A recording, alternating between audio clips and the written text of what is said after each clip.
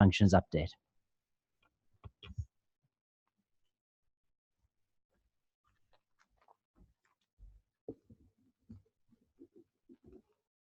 Thank you. My name is Selena Harrington. I work in IANA services, and I'm here to give an update on our activities.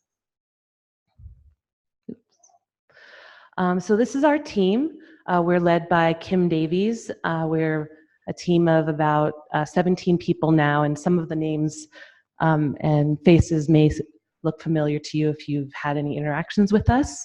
We're based mostly in Los Angeles, but providing services around the world. So I'd like to start with talking a little bit about how we're measuring our performance, starting with our customer satisfaction survey. It's a survey that we send once a year, and for the numbering community, we send it to the RIR CEOs and registration services managers. The participation rate was 25%, which is about 10% lower than previous year's average. However, it's a pretty small sample size, so I wouldn't read too much into that. All of the respondents were satisfied, so we received a 100% satisfaction rate, and none of them reported that they had any customer service issues.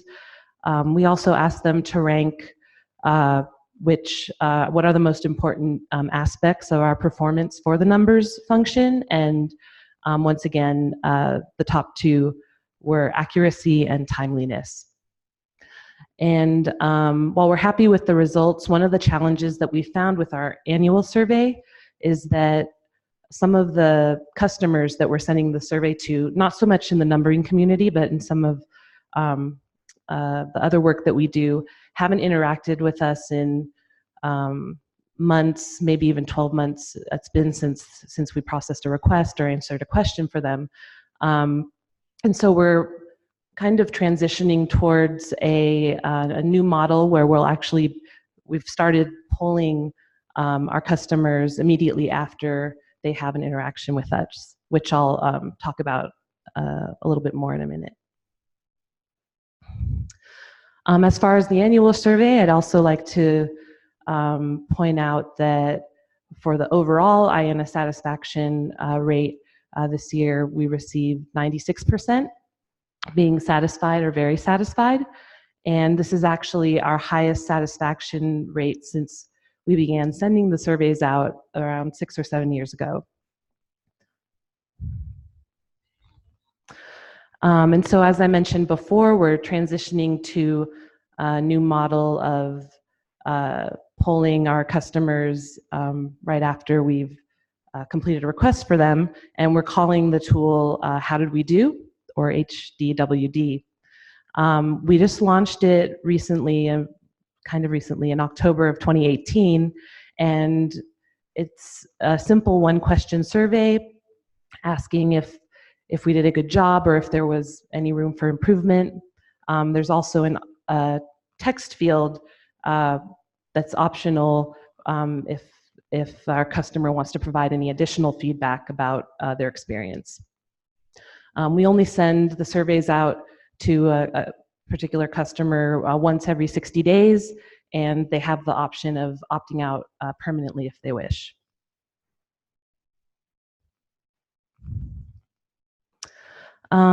So another way that we measure our performance, and Alan spoke a little bit about this, is with our monthly number resource performance reports that measure if we met our SLAs. And you can find the reports on iana.org/performance, and over the last 12 months, we've met all of our SLAs. And as Alan mentioned, there's a review committee that evaluated our performance for 2018, and they published their report in March that was positive.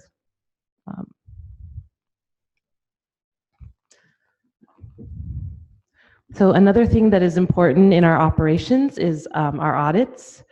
We feel that having a third party come in and analyze our operations is important to give confidence to our community about how we do our work. Our principal audit, which is the registry assignments and maintenance systems, was successfully completed without any exceptions last year. We also do an audit of how we manage the root zone KSK, and that was also issued without any exceptions for 2018.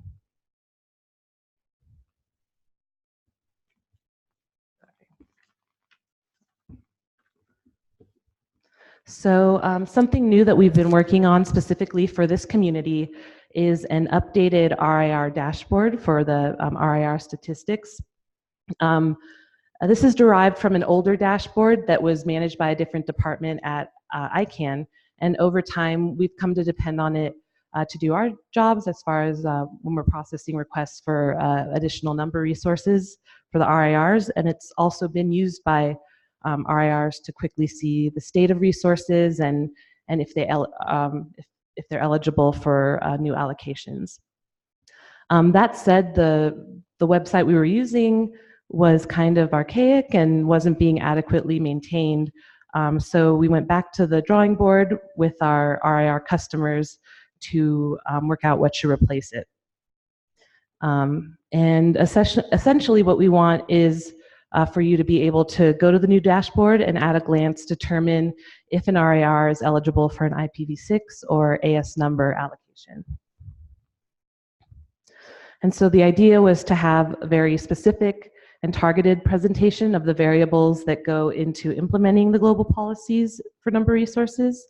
And this new dashboard is currently under development, and there's still some testing to be sorted out, but we expect it to be launching soon.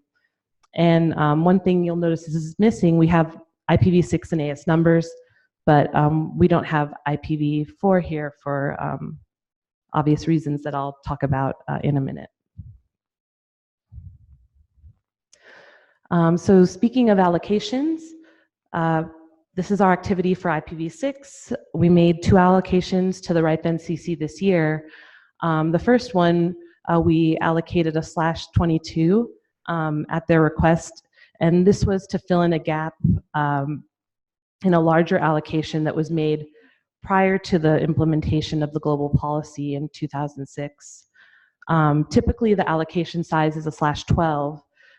So after we received that request, we validated with the NROEC that it was an appropriate application of the policy to proceed with the allocation, and they agreed that it was appropriate to proceed. We also received a request earlier this month that we completed for the RIP NCC for /12. And this is our IPv4 activity, which pretty much speaks for itself, at least from the IANA perspective. Those of you might not know that we did have an IPv4 recovered address pool. We received some space a few years ago back from some of the RIRs, and we created a recovered pool. And there's also a global policy for post-exhaustion IPv4 allocations. And every 6 months, we made allocations to the 5 RIRs on a schedule every September and March. And finally, in March of this year, we made our last allocation, which was just 2 /24s to each of the RIRs, because the pool had gotten smaller and smaller and smaller, and we now only have 3 /24s left. And according to the global policy, the minimum allocation size is a /24, so we don't have enough to make another allocation. So essentially, this policy is exhausted unless we receive any additional space back. And one last thing I'd like to mention is that the NRO reached out to us and asked if we could update the AS number registry to remove some blocks that were allocated via RIR transfers in the earlier years of this registry. And so we recently implemented this. And in essence, this brings the AS number registry in line with IPv4 and the IPv6 registries, which have the same approach If you go to the governing RIR, it will provide a referral to the other RIR if a transfer has taken place. And that's it. Thank you.